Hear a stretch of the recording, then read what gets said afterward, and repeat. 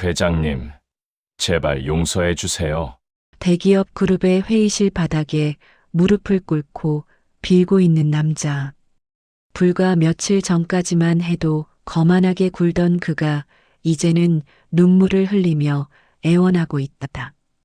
왜 이런 일이 벌어진 걸까? 시작은 단순했다. 중학교 동창회에서 벌어진 작은 사건 하나. 술에 취한 박철수가 조용한 동창 한성태의 머리에 맥주를 부으며 비웃었다. 너 아직도 그 꼴이냐?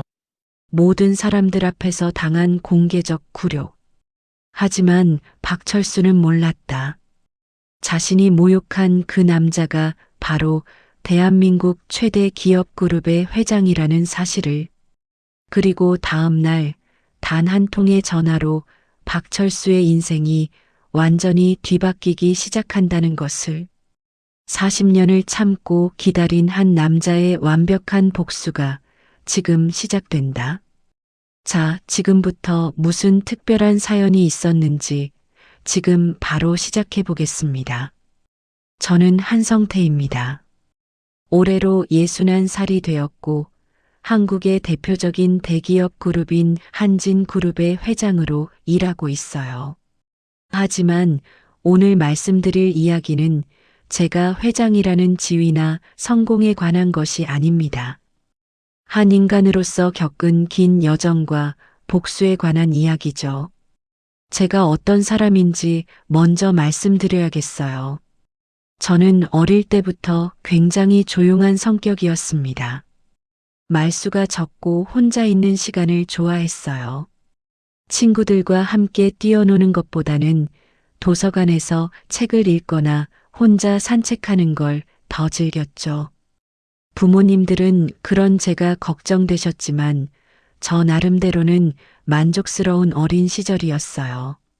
하지만 중학교에 들어가면서 모든 것이 바뀌었습니다. 새로운 환경에 적응하기도 어려웠는데 더 큰 문제가 기다리고 있었어요.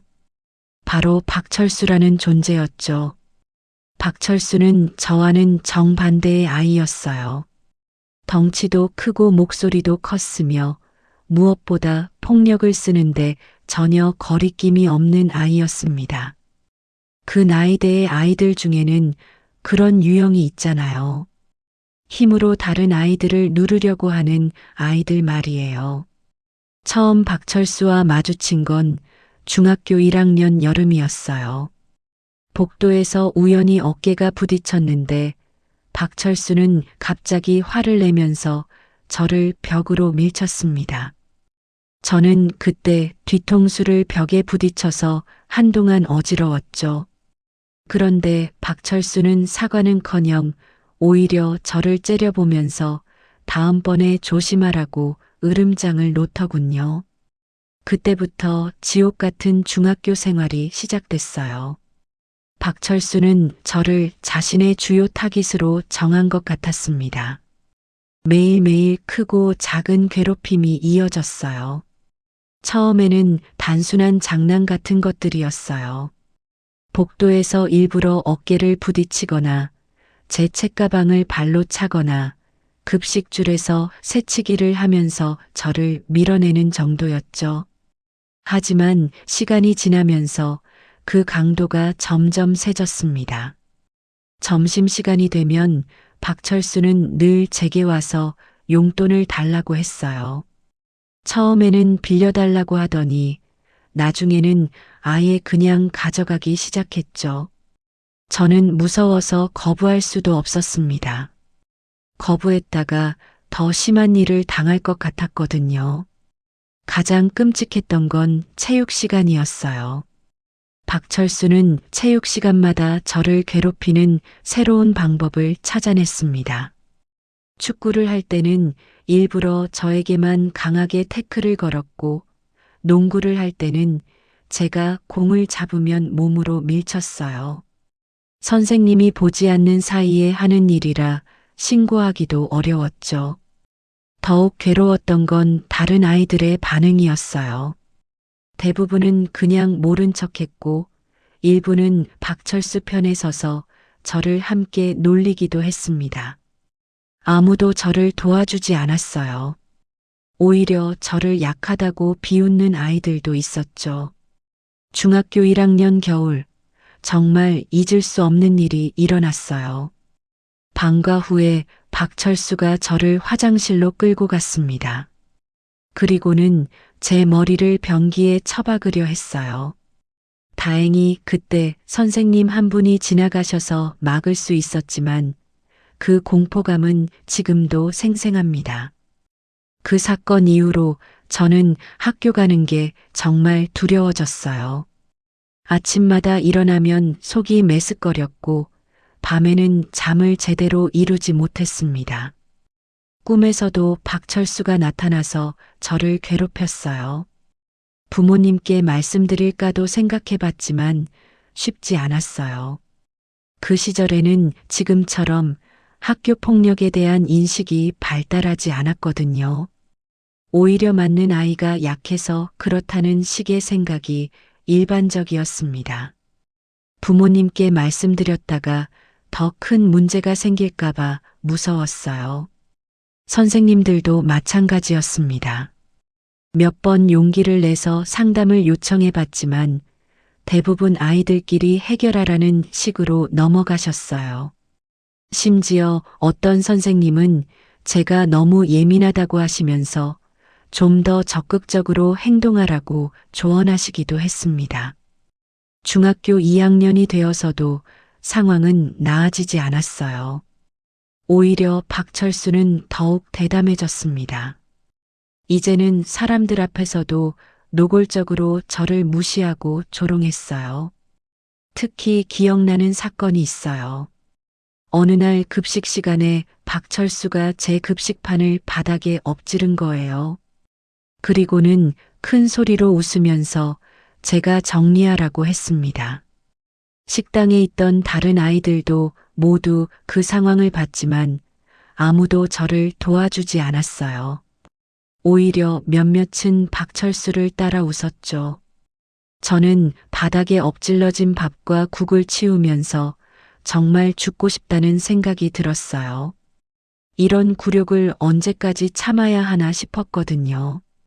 중학교 2학년 겨울, 제일 심한 폭행을 당했어요. 박철수가 저를 운동장 구석으로 끌고 가서는 정말 심하게 때렸습니다. 얼굴뿐만 아니라 몸 전체를 주먹과 발로 가격했어요.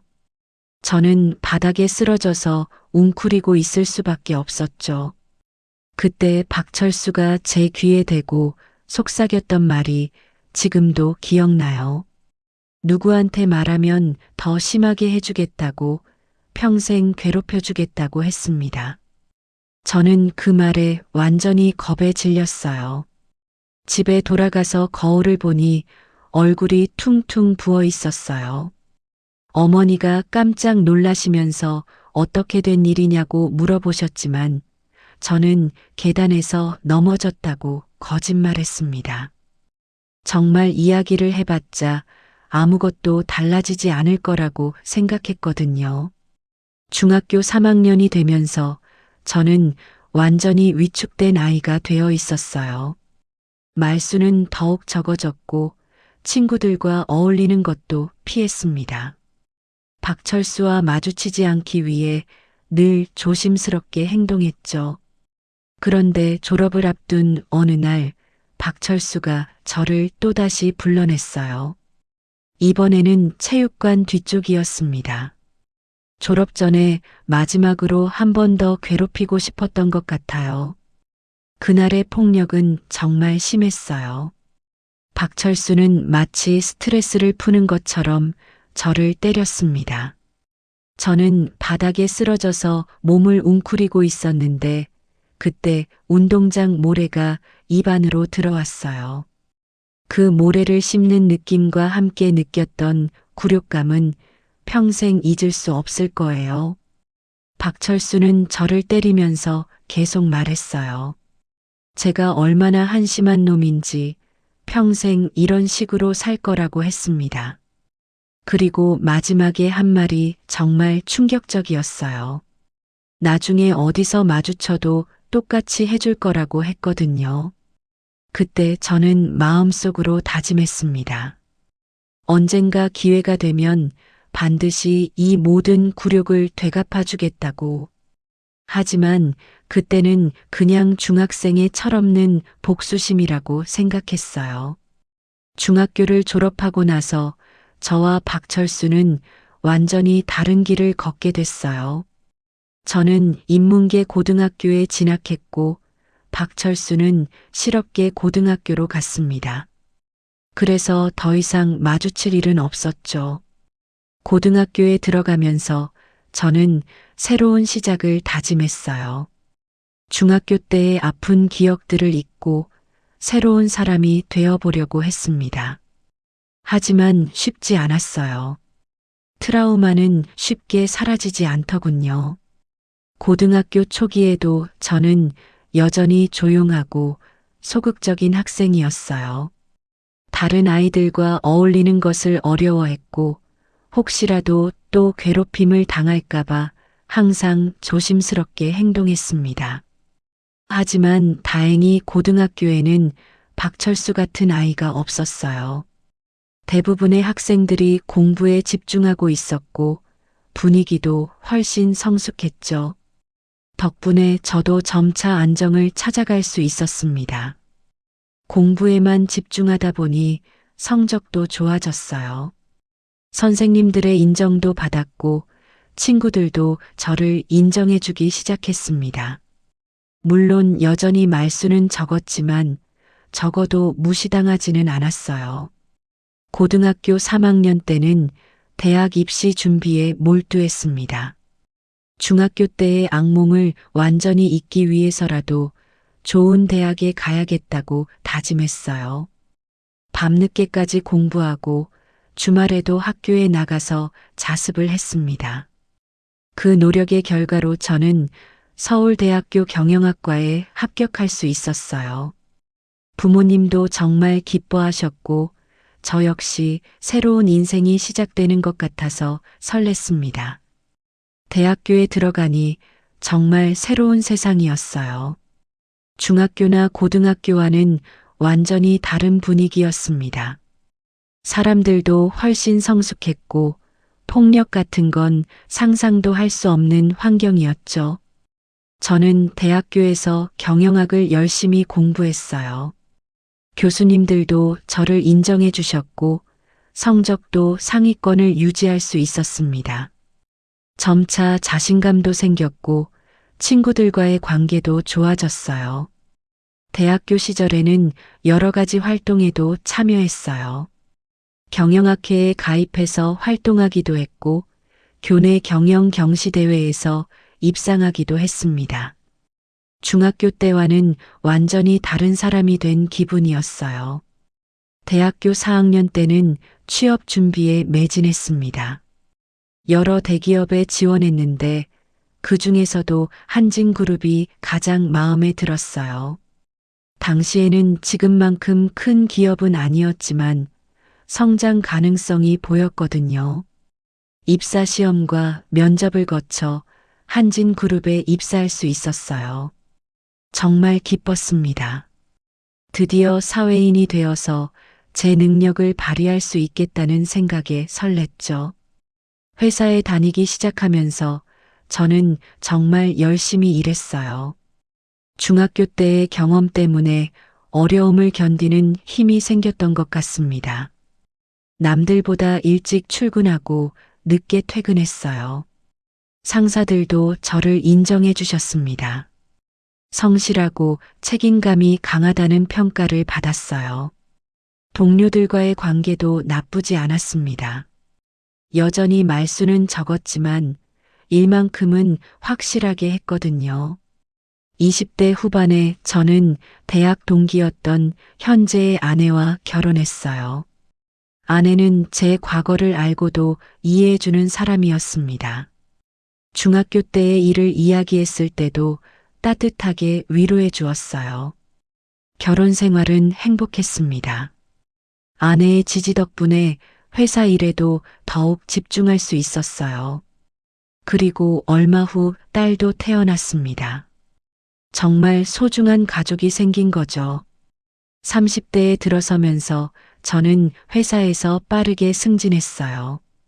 팀장, 부장, 이사로 올라가면서 점점 더 큰 책임을 맡게 됐습니다. 중학교 때의 트라우마도 많이 극복할 수 있었어요. 40대가 되었을 때 저는 이미 임원진의 일원이 되어 있었어요. 그리고 마침내 50대 초반에 회장 자리에 오르게 됐습니다. 정말 꿈만 같았어요. 하지만 그 과정에서도 박철수에 대한 기억은 완전히 사라지지 않았어요. 가끔씩 중학교 시절의 악몽이 꿈에 나타나곤 했습니다. 특히 스트레스를 많이 받을 때는 더욱 그랬죠. 그러던 중 중학교 졸업 40주년 동창회 초대장을 받게 됐어요. 처음에는 참석할 생각이 전혀 없었습니다. 굳이 과거의 아픈 기억을 되살릴 필요가 있나 싶었거든요. 초대장을 받은 지 2달이 넘도록 고민했어요. 참석할지 말지 결정하지 못하겠더군요. 한편으로는 박철수를 다시 보고 싶지 않았지만 다른 한편으로는 당당한 모습을 보여주고 싶기도 했어요. 아내가 조언해 주었어요. 이제는 충분히 성공했으니까 당당하게 나가서 옛 동창들을 만나보라고 하더군요. 과거에 얽매여 살 필요는 없다고 했습니다. 아내의 말에 일리가 있다고 생각했어요. 이제는 제가 대기업 회장이잖아요. 중학생 때와는 완전히 다른 위치에 있는 거죠. 박철수 따위에게 주눅들 필요가 없다고 생각했습니다. 그래서 마침내 참석하기로 결정했어요. 화창한 4월의 어느 토요일, 벚꽃이 만개한 정말 아름다운 봄날이었습니다. 동창회 장소는 시내 유명한 특급 호텔의 대연회장이었어요. 꽤 격조 있는 곳이더군요. 저는 평소 입던 고급 정장을 차려입고 그곳으로 향했습니다. 차 안에서 운전기사에게 2시간 후에 다시 와달라고 했어요. 너무 길면 피곤할 것 같았거든요. 정말 간단하게 인사만 하고 오려고 했습니다. 호텔에 도착해서 연회장 앞에 섰을 때 갑자기 긴장이 됐어요. 정말 들어가야 할까 하는 생각이 들었습니다. 혹시 박철수가 또 저를 괴롭히려고 하면 어떡하나 싶었거든요. 하지만 이제는 상황이 완전히 다르다고 자신을 다독였어요. 저는 더 이상 무력한 중학생이 아니라 성공한 기업인이잖아요. 당당하게 들어가면 된다고 생각했습니다. 연회장 문을 열고 들어서자 많은 사람들이 보였어요. 40여 년이라는 긴 세월이 흐른 만큼 모든 사람들이 많이 변해 있었습니다. 처음에는 누가 누군지 구분하기도 어려웠어요. 연회장 안은 꽤 화려하게 꾸며져 있었어요. 중학교 시절 사진들이 전시되어 있고 각자의 근황을 소개하는 게시판도 있었습니다. 정말 오랜만에 보는 모습들이라 감회가 새로웠어요. 저는 조용히 구석 자리에 앉아서 사람들을 관찰했습니다. 다들 나름대로 인생을 살아온 흔적들이 역력했어요. 성공한 사람도 있었고 그렇지 못한 사람도 있었죠. 세월의 무게를 느낄 수 있었습니다. 몇 명의 동창들이 저를 알아보고 인사를 했어요. 모두들 저를 보고 깜짝 놀라더군요. 한진그룹 회장이라는 제 신분을 알고는 더욱 놀라는 표정이었습니다. 그리고 곧 박철수를 발견했어요. 여전히 덩치가 크고 목소리도 컸습니다. 연회장 한가운데 자리를 차지하고 앉아서 사람들의 관심을 독차지하고 있었죠. 박철수는 자신의 성공담을 늘어놓고 있었어요. 부품 제조회사를 운영해서 꽤 돈을 벌었다는 이야기였습니다. 사람들도 그의 말에 귀를 기울이며 감탄하고 있었어요. 저는 그 모습을 보면서 복잡한 감정이 들었어요. 한편으로는 옛날 생각이 났고, 다른 한편으로는 그래도 잘 살고 있구나 하는 생각도 들었습니다. 하지만 박철수의 말투와 행동을 자세히 보니 본질적으로는 전혀 변하지 않았다는 걸 알 수 있었어요. 여전히 자신이 중심에 서려고 했고, 다른 사람들을 은근히 무시하는 듯한 태도를 보였거든요.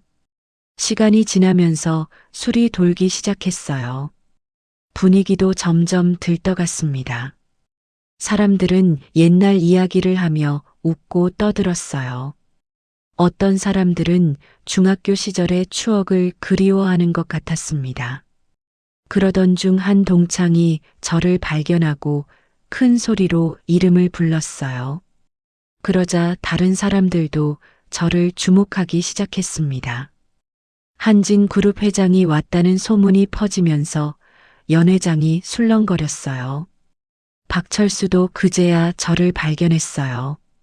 처음에는 못 알아보는 것 같더니 누군가가 한성태라고 말하자 서서히 표정이 바뀌었습니다.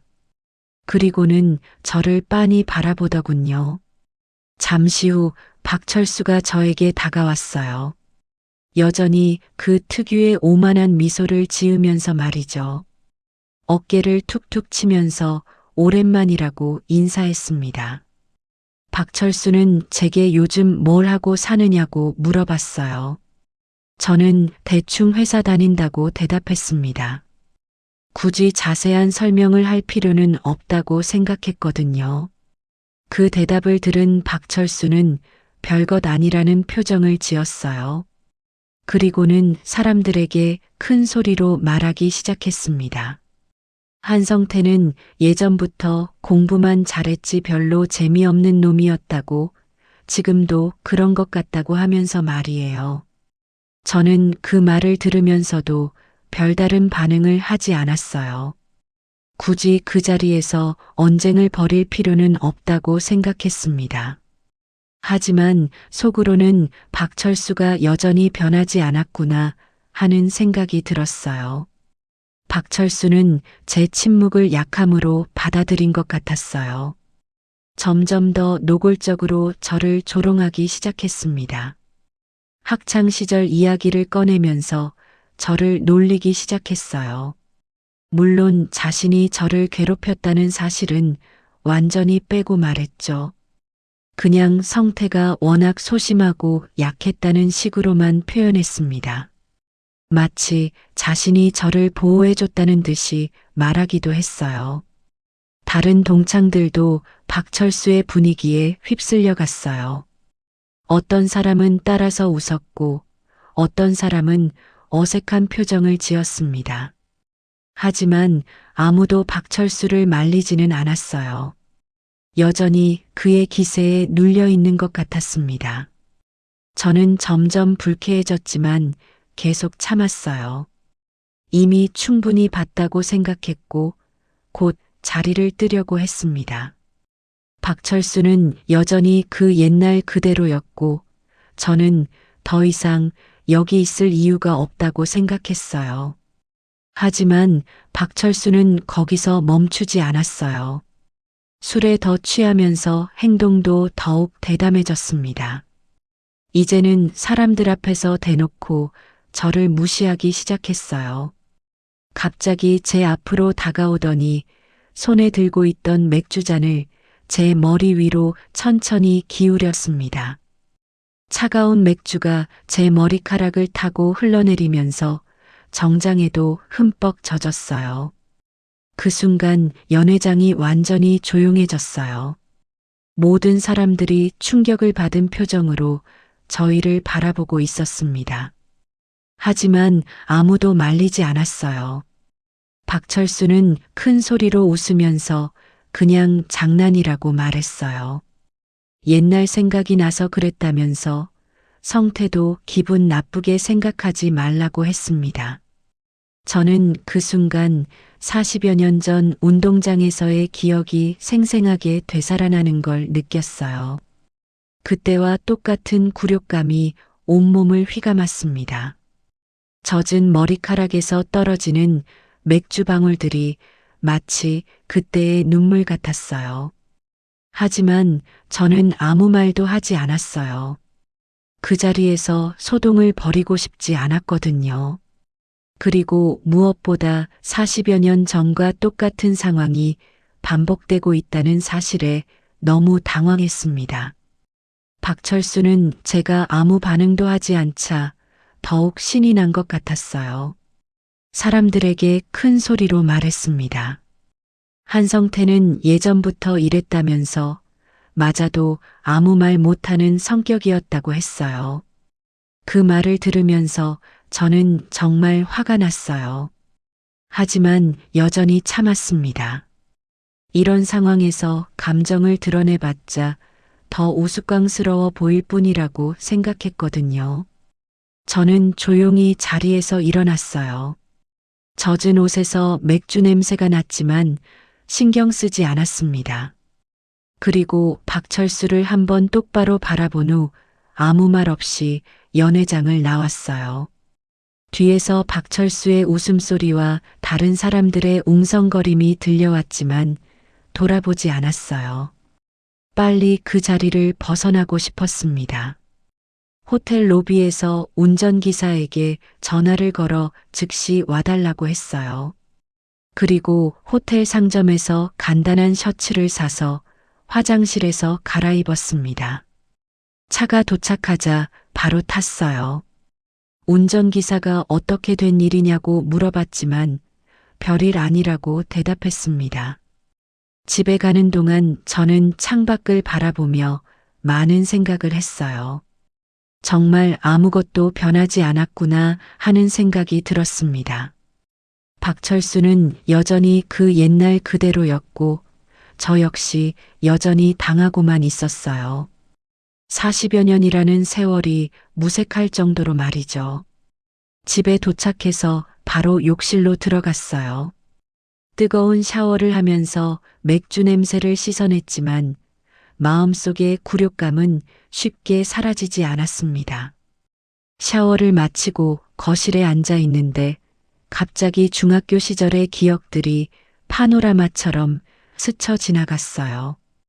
운동장에서 맞았던 일, 복도에서 당한 괴롭힘, 화장실에서의 공포, 그리고 오늘 연회장에서 겪은 일까지 모든 것이 하나로 연결되는 것 같았어요. 박철수는 정말 하나도 변하지 않았습니다. 여전히 약한 사람을 괴롭히는 걸 즐기고 있었고 여전히 폭력적이었어요. 단지 주먹 대신 다른 방법을 쓸 뿐이었죠. 저는 오랫동안 깊은 생각에 잠겼어요. 과연 이대로 넘어가야 할까 하고 말이에요. 중학생 때는 어쩔 수 없었지만 지금은 상황이 완전히 다르잖아요. 그때 문득 깨달았습니다. 저에게는 이제 힘이 있다는 것을, 더 이상 무력한 중학생이 아니라 대기업 그룹의 회장이라는 것을 말이에요. 그리고 마침내 결심했어요. 이번만큼은 그냥 넘어갈 수 없다고. 40여 년 동안 참아왔지만 이제는 정말 끝을 내야겠다고 생각했습니다. 하지만 주먹으로 복수하고 싶지는 않았어요. 그건 박철수와 똑같은 수준으로 떨어지는 일이라고 생각했거든요. 저는 다른 방법을 찾아야 했습니다. 그날 밤 저는 잠들지 못했어요. 계속 생각에 잠겨 있었습니다. 어떻게 하면 박철수에게 제대로 된 교훈을 줄 수 있을까 하고 말이에요. 다음 날 월요일 아침, 저는 평소보다 훨씬 일찍 회사에 나갔어요. 그리고 비서실장을 불러서 특별한 지시를 내렸습니다. 저희 한진그룹과 거래하는 모든 협력사와 하청업체에 대한 전수 점검을 실시하라고 했어요. 특히 부품 납품업체들은 더욱 꼼꼼히 살펴보라고 지시했습니다. 비서실장이 갑작스러운 지시에 놀라면서 이유를 물어봤어요.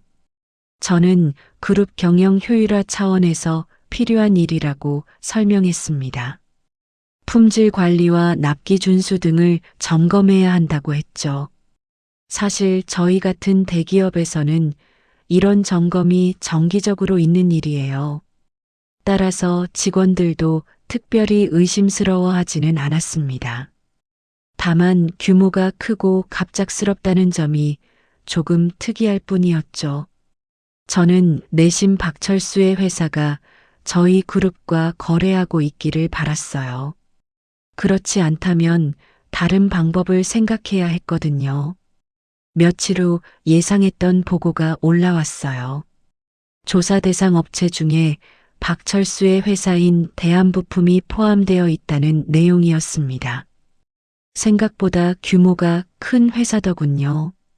저는 더 자세한 조사를 지시했어요.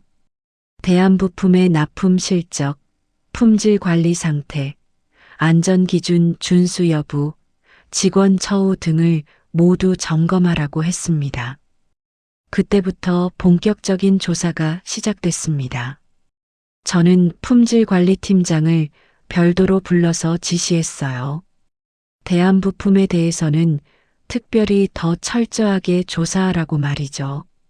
일주일 후부터 박철수의 회사에 한진그룹 감사팀이 들이닥쳤어요. 예고 없이 나타난 감사팀은 회사 구석구석을 샅샅이 뒤졌습니다. 모든 서류와 기록들을 다 가져갔죠. 박철수는 처음에는 상황을 제대로 파악하지 못했어요. 왜 갑자기 이런 일이 벌어지는지 이해할 수 없었겠죠. 하지만 점점 심각해지는 분위기를 느끼기 시작했을 거예요. 감사팀은 정말 철저했습니다. 과거 10년간의 모든 납품 기록, 품질 검사 결과, 사고 보고서, 직원 관리 대장까지 모든 걸 다 조사했어요. 그리고 며칠 후부터 충격적인 사실들이 하나씩 드러나기 시작했습니다. 먼저 발견된 건 품질 검사 조작 사건이었어요. 박철수의 회사가 납품한 부품 중 상당수가 안전 기준에 미달했는데 이를 은폐하기 위해 검사 결과를 조작했던 거죠. 더 충격적인 건 그로 인해 실제로 사고가 여러 차례 발생했다는 사실이었어요. 다행히 인명피해는 없었지만 기계 고장으로 인한 생산 중단과 재산 피해가 상당했습니다. 박철수는 이런 사고들을 모두 은폐했어요. 관련 보고서를 허위로 작성하고 증거를 인멸하기까지 했습니다. 심지어 사고를 목격한 직원들을 협박해서 입을 다물게 했다고 하더군요. 더 조사해보니 박철수의 악행은 거기서 끝나지 않았어요. 직원들에 대한 상습적인 폭언과 폭행, 임금체불, 부당한 해고 등 온갖 노동법 위반 사례들이 쏟아져 나왔습니다.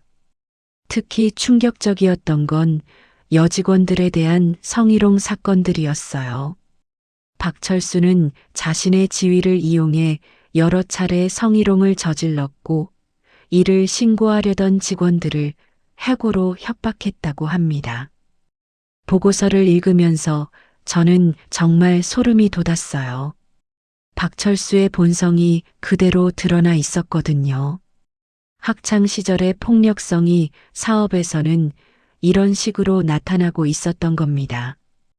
이 모든 증거들이 속속 드러나면서 박철수는 점점 궁지에 몰렸어요. 하지만 아직도 누가 이런 일을 벌이고 있는지는 모르고 있었죠. 감사팀의 조사가 계속되면서 박철수의 회사는 완전히 마비 상태가 됐어요. 직원들은 불안해했고 다른 거래처들도 발을 빼기 시작했습니다. 박철수는 이때부터 본격적으로 발악하기 시작했어요. 한진그룹 본사에 전화를 걸어서 항의하기도 하고 변호사를 통해 압력을 넣으려고도 했습니다. 하지만 모든 증거가 명백한 상황에서 그런 시도들은 오히려 역효과만 불러일으켰어요. 박철수의 이런 행동들이 또 다른 증거로 활용됐거든요. 며칠 후 저희는 박철수의 회사에 첫 번째 통보를 보냈어요. 품질 기준 위반으로 인한 납품 계약 정지 통보였습니다. 이는 대한부품에게는 치명타였어요. 박철수는 그제야 사태의 심각성을 깨닫기 시작했어요. 한진그룹과의 거래가 중단되면 회사가 망할 수밖에 없었거든요. 매출의 70% 이상이 저희 그룹에서 나왔으니까요. 박철수는 급하게 한진그룹 관계자들을 만나려고 했어요. 하지만 아무도 만나주지 않았습니다. 모든 연락처가 차단된 상태였죠. 그러던 중 두 번째 폭탄이 터졌어요. 노동청에서 대한부품에 대한 전격 조사에 들어간 거예요. 저희가 제공한 증거들을 바탕으로 한 조치였습니다. 노동청 조사 결과 박철수의 회사는 노동법 위반 사례의 종합 세트 같았어요. 임금 체불, 부당해고, 직장 내 괴롭힘, 성희롱 등 없는 게 없었습니다. 이때부터 언론에서도 관심을 갖기 시작했어요.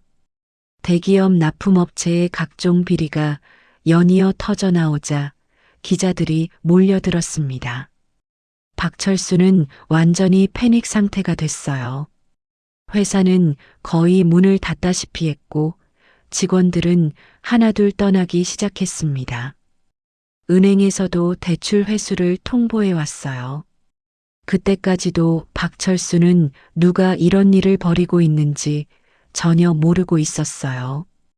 그냥 운이 없어서 걸린 거라고 생각하고 있었죠. 마침내 박철수가 직접 한진그룹 본사를 찾아왔어요. 비서실에서는 만날 수 없다고 했지만 저는 이제 때가 왔다고 생각하고 만나기로 했습니다. 회의실에서 박철수를 기다리는 동안 저는 묘한 기분이었어요. 40여 년을 기다려온 이 순간이 드디어 온 거였죠. 박철수가 회의실에 들어왔을 때 그의 모습은 완전히 초라했어요. 동창회 때의 그 거만하고 오만한 모습은 온데간데 없었습니다. 수척해진 얼굴에 불안한 기색이 역력했어요. 박철수는 처음에는 여전히 큰 소리를 쳤어요. 이런 식으로 사업하는 게 정당하냐면서 부당하다고 항의했습니다. 심지어 법적 대응을 하겠다고 엄포를 놓기도 했어요. 저는 조용히 그의 말을 다 들었습니다. 그리고 천천히 입을 열었어요. 박 대표님, 혹시 지난주 동창회에서 만난 한성태를 기억하시나요? 그 순간 박철수의 얼굴이 순식간에 굳어졌어요. 뭔가 불길한 예감이 든 것 같았습니다. 설마 그 한성태가 네, 바로 저입니다. 박철수의 얼굴에서 모든 혈색이 사라졌어요. 입술이 파르르 떨리면서 말을 제대로 잇지 못했습니다. 손도 덜덜 떨고 있었어요.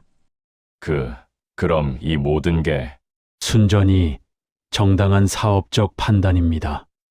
기아의 회사가 저지른 각종 비리들이 발각된 것뿐이에요. 박철수는 완전히 당황한 상태였어요. 동창회에서 자신이 맥주를 부었던 그 조용한 남자가 바로 자신의 운명을 쥐고 있는 한진그룹 회장이었다는 사실에 충격을 받은 거죠. 회장님, 그때 일은 정말 장난이었어요. 술이 좀 들어가서. 장난이라고 하시는군요. 그럼 중학교 때는 뭐였을까요? 그것도 장난이었나요? 박철수의 얼굴이 더욱 하얗게 질렸어요. 이제야 상황을 완전히 파악한 것 같았습니다. 저는 계속 말했어요. 중학교 때 운동장에서 저를 때리시면서 뭐라고 하셨는지 기억하시나요? 평생 저를 괴롭혀주겠다고 어디서 마주쳐도 똑같이 해주겠다고 하셨죠. 박철수는 이제 완전히 무너진 상태였어요. 과거의 기억들이 되살아나면서 자신이 얼마나 큰 실수를 했는지 깨달았겠죠. 죄송합니다. 정말 어린 마음에. 어린 마음이라고 하기에는 너무 오래 지속됐죠. 그리고 지난주에도 똑같은 일을 반복하셨고요. 저는 책상 위에 준비해둔 서류들을 펼쳤어요. 박철수의 회사에서 벌어진 모든 비리들을 정리한 자료였습니다. 이 모든 증거들을 보면 박 대표님은 사업에서도 중학교 때와 똑같은 방식을 사용하셨더군요. 힘으로 누르고 협박하고 폭력을 휘두르고. 박철수는 서류를 보면서 점점 더 절망적인 표정을 지었어요. 모든 게 다 드러난 상황이었거든요. 회장님, 제발 한 번만 기회를 부탁드립니다. 그때 박철수가 갑자기 무릎을 꿇더군요. 회의실 바닥에 무릎을 꿇고 머리를 조아리면서 용서해달라고 빌었어요. 저는 그 모습을 내려다보면서 40여 년 전의 기억이 떠올랐어요. 운동장에서 바닥에 쓰러져 있던 제 모습과 지금 무릎 꿇고 있는 박철수의 모습이 오버랩됐습니다. 제발요, 회장님. 가족들도 있고 정말 잘못했어요. 다시는 그런 일 없을 테니까. 박철수는 계속해서 빌었어요. 목소리도 떨리고 있었고 심지어 눈물까지 흘리기 시작했습니다. 동창회에서의 그 거만하고 오만한 모습은 완전히 사라지고 없었어요.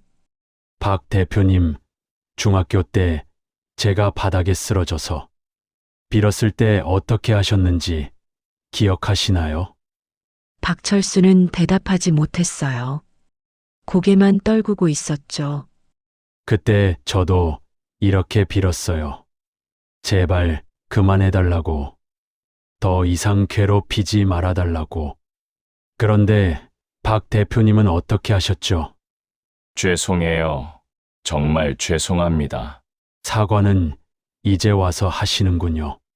40여 년이나 늦었지만 말이에요. 저는 잠시 침묵했습니다. 그리고 천천히 입을 열었어요. 하지만 저는 박 대표님과는 다른 사람이 되고 싶습니다. 복수는 하되 적당한 선에서 멈추고 싶어요. 박철수가 고개를 들고 저를 바라봤어요. 희미한 희망의 빛이 보였습니다. 3가지 조건이 있습니다. 박철수는 간절한 표정으로 고개를 끄덕였어요. 첫째, 모든 언론에 공개적으로 사과문을 게재하세요. 기아의 회사가 저질렀던 모든 비리와 잘못에 대해서 말이에요. 네, 그렇게 하겠습니다. 둘째, 피해를 입은 모든 사람들에게 완전한 배상을 하세요. 직원들, 거래처들, 그리고 저희 그룹까지 포함해서 말이에요. 알겠습니다. 재산을 다 팔아서라도 배상하겠습니다. 셋째, 대한부품 대표직에서 즉시 물러나세요. 그리고 앞으로는 어떤 기업의 경영에도 관여하지 마세요. 박철수는 잠시 망설였어요. 하지만 선택의 여지가 없었습니다. 네, 그렇게 하겠습니다. 이 3가지 조건을 일주일 안에 모두 이행하세요. 그렇지 않으면 모든 증거를 수사기관에 넘기고 형사고발하겠습니다. 박철수는 고개를 끄덕이면서 계속 감사하다고 했어요. 이 정도로도 충분히 관대한 처분이라는 걸 알고 있었겠죠. 그 후 박철수는 모든 조건을 철저히 이행했어요. 먼저 주요 일간지에 전면 광고로 사과문을 게재했습니다. 자신이 저질렀던 모든 잘못들을 구체적으로 나열하면서 진심으로 사과한다는 내용이었어요. 피해 배상도 신속하게 이뤄졌어요. 박철수는 자신의 모든 재산을 처분해서 피해자들에게 배상금을 지급했습니다. 심지어 자기 집까지 팔아서 말이에요. 그리고 대한부품 대표직에서도 즉시 물러났어요. 회사는 다른 사람에게 넘어갔고 박철수는 완전히 경영 일선에서 물러났습니다. 언론에서도 이 사건을 대대적으로 보도했어요. 대기업 납품업체의 각종 비리와 그에 대한 철저한 응징이라는 식으로 다뤘죠. 많은 사람들이 통쾌해했습니다. 박철수의 몰락은 정말 철저했어요. 하루아침에 성공한 사업가에서 나락으로 떨어진 거죠. 하지만 그것도 자업자득이었습니다. 더욱 통쾌했던 건 박철수가 저지른 과거의 악행들까지 모두 드러났다는 점이었어요. 다른 회사에서 일할 때도 비슷한 문제들을 일으켰다는 것이 밝혀졌거든요. 몇 달 후 저는 박철수의 근황을 전해 들었어요. 모든 재산을 잃고 작은 아파트에서 혼자 살고 있다고 하더군요. 가족들도 떠났다고 했습니다. 하지만 저는 그 소식을 듣고도 동정심이 들지 않았어요. 그 사람이 평생 다른 사람들에게 가했던 고통을 생각하면 당연한 결과라고 생각했거든요. 무엇보다 이번 일을 통해 박철수와 같은 가해자들에게 경종을 울렸다는 점이 의미가 있었어요. 학교 폭력이 단순히 지나가는 일이 아니라 평생 따라다닐 수 있는 업보라는 걸 보여준 거죠. 실제로 이 사건이 알려진 후 여러 사람들이 저에게 연락을 해왔어요. 비슷한 경험을 가진 분들이었는데 모두들 대리만족을 느꼈다고 하더군요. 특히 인상적이었던 건 박철수에게 괴롭힘을 당했던 다른 동창들의 연락이었어요. 그들도 저와 비슷한 피해를 당했다면서 이번 일로 속이 시원했다고 말했습니다. 며칠 후 딸과 이런 이야기를 나누게 됐어요. 딸은 제 과거를 처음으로 자세히 들으면서 정말 큰 충격을 받는 것 같았습니다. 딸이 물었어요. 아버지는 왜 그때 참기만 했느냐고, 어른들에게 도움을 요청하지 않았느냐고 말이에요. 저는 딸에게 차근차근 설명했어요. 그 시절에는 지금과 상황이 많이 달랐다고, 학교 폭력에 대한 인식도 부족했고, 신고해도 별다른 도움을 받기 어려웠다고 했습니다. 하지만 지금은 완전히 다르다고도 말했어요. 요즘에는 학교 폭력에 대한 사회적 관심도 높아졌고 신고 시스템도 잘 갖춰져 있다고 했죠. 딸은 고개를 끄덕이면서 자기는 절대 그런 일을 당하지 않을 거라고, 만약 그런 상황이 생기면 즉시 도움을 요청하겠다고 다짐했어요. 저는 딸의 말을 들으면서 진심으로 안심이 됐어요. 적어도 다음 세대는 저와 같은 고통을 겪지 않을 거라는 희망이 보였거든요. 그리고 이번 일을 통해 하나 더 중요한 걸 깨달았어요. 진정한 복수라는 건 상대방을 완전히 파멸시키는 게 아니라는 것. 적절한 교훈을 주되 선을 넘지 않는 것이 중요하다는 걸 말이에요. 박철수를 아예 망하게 할 수도 있었어요. 하지만 그러지 않았습니다. 적당한 선에서 멈췄죠. 왜냐하면 복수의 진짜 목적이 파괴가 아니라 정의 구현이었으니까요. 이렇게 해서 저의 40여 년 만의 복수는 완성됐어요. 주먹이 아닌 정당한 방법으로, 그리고 완전히 합법적인 테두리 안에서 이뤄진 복수였죠. 가장 통쾌했던 순간은 박철수가 무릎 꿇고 빌면서도 제가 누구인지 깨달았을 때였어요. 그 순간 그의 표정에 나타난 절망과 후회는 잊을 수 없을 거예요. 저는 이제 마음이 정말 편해졌어요. 40여 년 동안 마음속 깊은 곳에 담아두었던 그 무거운 짐을 완전히 내려놓은 기분입니다. 그리고 이 모든 경험을 통해 많은 걸 배웠습니다. 진정한 힘이라는 건 주먹이나 폭력에서 나오는 게 아니라 인내와 지속적인 성장에서 나온다는 것. 저는 맞기만 했지만 결국 더 강한 사람이 되었고, 박철수는 때렸지만 결국 무릎을 꿇었죠. 요즘 후배들이나 젊은 직원들에게 종종 이야기해요.